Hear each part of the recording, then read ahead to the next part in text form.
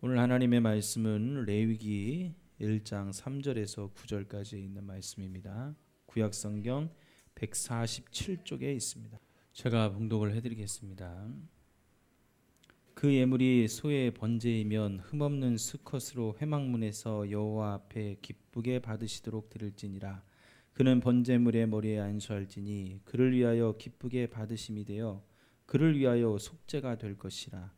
그는 여호와 앞에서 그 수송아지를 잡을 것이요 아론의 자손 제사장들은 그 피를 가져다가 회막문 앞 제단 사방에 뿌릴 것이며 그는 또 그 번제물의 가죽을 벗기고 각을 뜰 것이요 제사장 아론의 자손들은 제단 위에 불을 붙이고 불 위에 나무를 버려놓고 아론의 자손 제사장들은 그 뜬 각과 머리와 기름을 제단 위에 불 위에 있는 나무에 버려놓을 것이며 그 내장과 정강이를 물로 씻을 것이요 제사장은 그 전부를 제단 위에서 불살라 번제를 드릴지니 이는 화제라 여호와께 향기로운 냄새니라. 아멘. 자, 오늘은 성령으로 태워진 산제물이라는 제목으로 우리 하나님의 말씀을 증거하도록 하겠습니다. 우리가 섬기는 하나님, 우리가 예배하는 하나님이 어떤 분인지를 우리가 정확히 알고 예배하고 섬겨야 됩니다. 그렇지 않으면 잘못된 행동으로, 잘못된 섬김으로 시간을 낭비하게 되는 것입니다. 우리가 섬기는 하나님이 누구십니까? 하나님은 거룩한 분이십니다. 하나님은 죄가 없고 선하신 분이십니다. 그러므로 하나님은 죄를 싫어하세요. 그래서 하나님을 섬기는 법에 대해서 구약에 있는 성경 레위기는 우리에게 아주 철저하게 가르쳐주고 있습니다. 오늘 본문 레위기에 등장하는 구약의 제사법 5가지가 있는데 그 제사 중에서 번제에 대한 내용을 오늘 좀 여러분들에게 말씀을 드리려고 합니다. 번제 드리는 방법에 대해서 얘기를 해주고 있는데 번제를 어떻게 드립니까? 먼저 흠없는 제물, 이제 보통 흠없는 수컷이라고 그랬죠. 그 제물을 준비해서 가지고 옵니다. 그래서 성막으로 그 제물을 가지고 와가지고 그 제물, 번제물이라고 그러죠. 그 제물의 머리에 안수를 해요. 안수한다는 것은 손을 얹는다는 얘기예요. 그 머리에다가 동물의 머리에다 손을 얹고 내 죄를 고백합니다. 그러면 그 죄를 안수하면서 어떻게 되냐면 내 죄가 그 동물에게 어려운 말로 전가라고 그래요. 전수가 되는 거예요. 옮겨져 가는 거예요. 자, 그리고 나서 번제물의 피를 다 뽑습니다.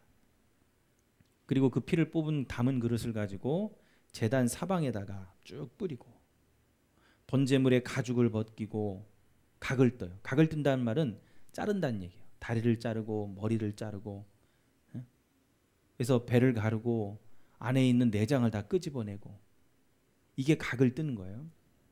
자, 그러고 나서 제단 위에다가 나무를 쭉 버려놨어요. 그 위에다가 각을 뜬 그 번제물의 머리, 그 지방, 기름, 내장, 그 다리, 정강이, 그걸 물로 다 씻어가지고 올려놓습니다. 그리고 나서 거기에 불을 붙여요. 그래서 제단 번제물과 모두 그 안에 있는 것들을 다 태워가지고 하나님 앞에 드리는 거죠. 이때 불살라 올라가는 모든 연기가 막 나무도 태우고 고기도 태우니까 어떻게 되겠어요? 연기가 막 검은 연기가 막 올라가겠죠. 그 연기가 하나님께 향기로운 냄새가 된다. 그게 오늘 본문의 내용이고 구약의 5가지 제사 중에 하나인 번제를 드리는 방법입니다. 자, 여기서 우리가 알아야 될 게 뭐냐면 번제로서 제물을 전부를 불살라서 그 산제물로 드리는 것. 자, 번제라는 것은 제물을 전부 다 태우는데 그 태우는 번제물을 산제물로 드린다는 거예요. 좀 앞뒤가 안 맞는 말 같죠?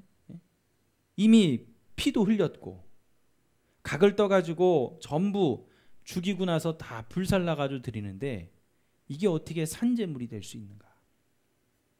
여러분, 산제물에 대한 의미는 로마서 12장 1절에 나와 있어요.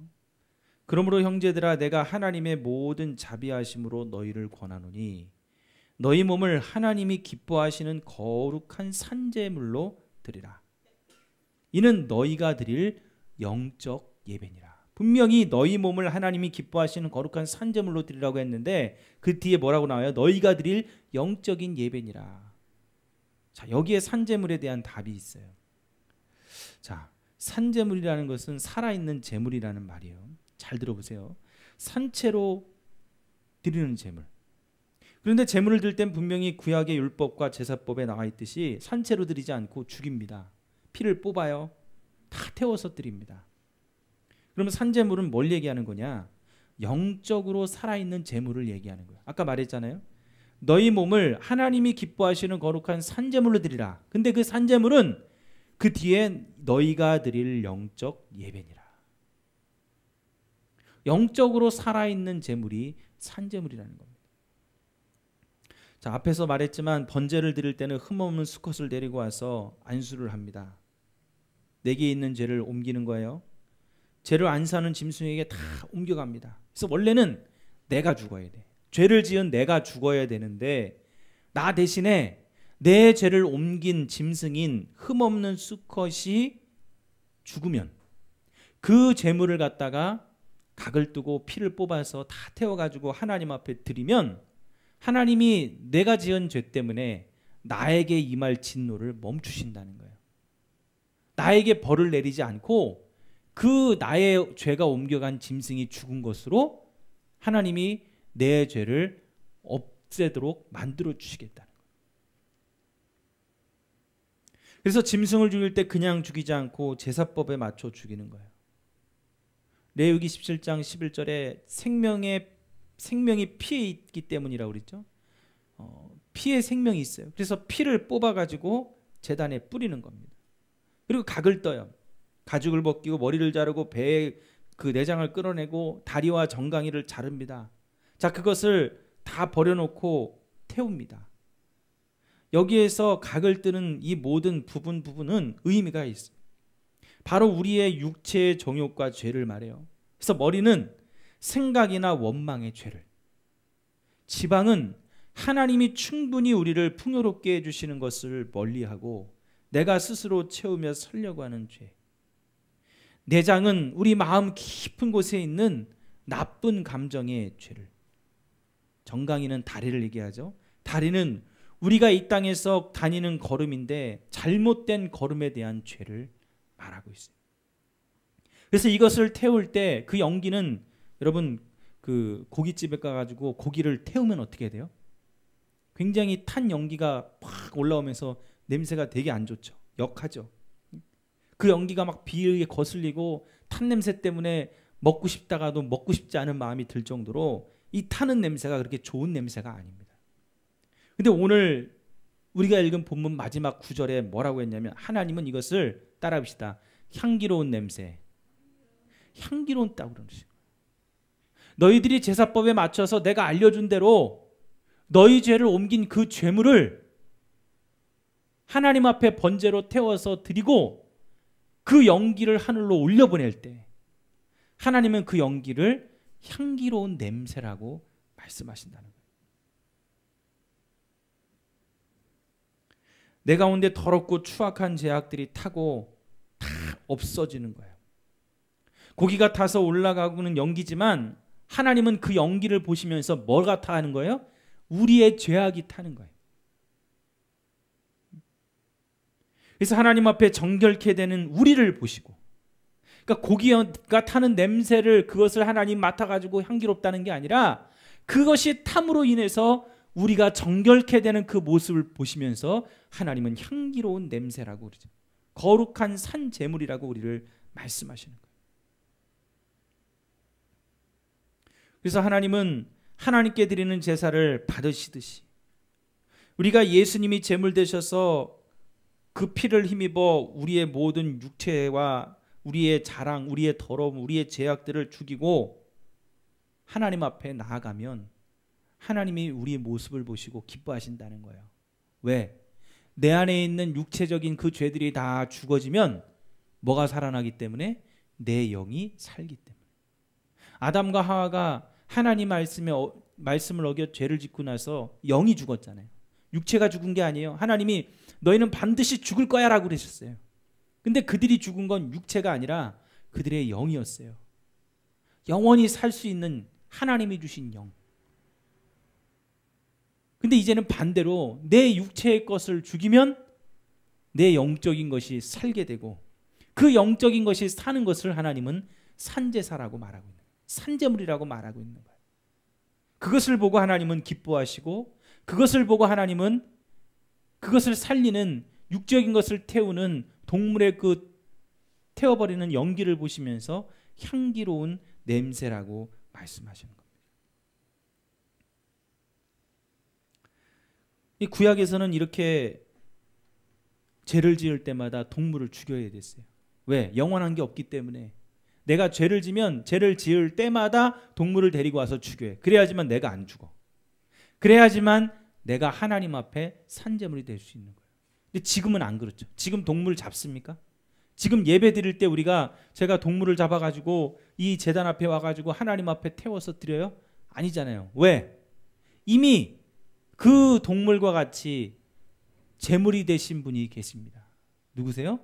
바로 십자가에 달린 예수님이시죠. 예수님은 한 번 십자가에서 죽으심으로 영원한 산제물이 되셨어요. 그래서 예수님을 믿으면 이제 내가 육체의 것을 죽이고 하나님 앞에 나갈 때마다 내 영이 사는 거예요. 나를 산제물로 받아주시겠다는 거예요. 우리의 삶에도 여러분이 학교에서, 직장에서, 가정에서 살아가는 모든 삶에도 마찬가지입니다. 그래서 거룩한 산제사는 삶의 예배라고 그러죠. 내가 육체의 것을 죽이기 위해 짐승을 태울 필요가 없습니다.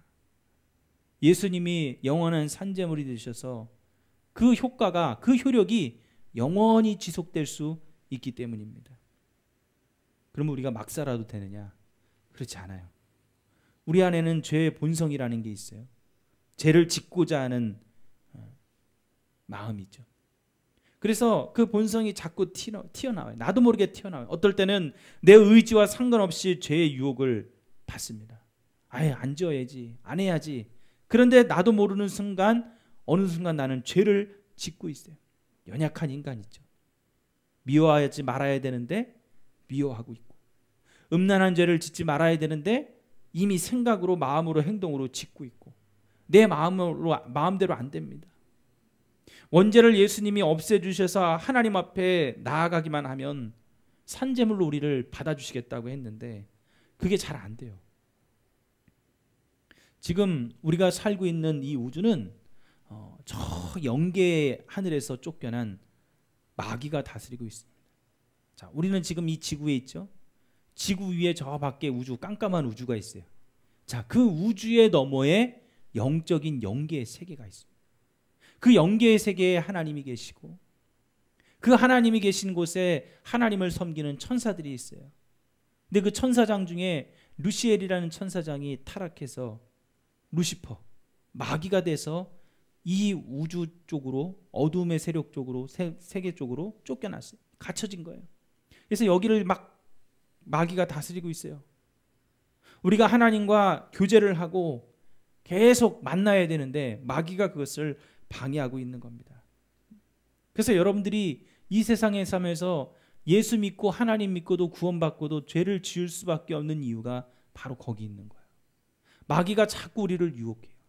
마귀의 그 세력과 힘이 자꾸 우리를 누르고 압박하고 있습니다. 죄의 유혹을 받고 있는 거예요.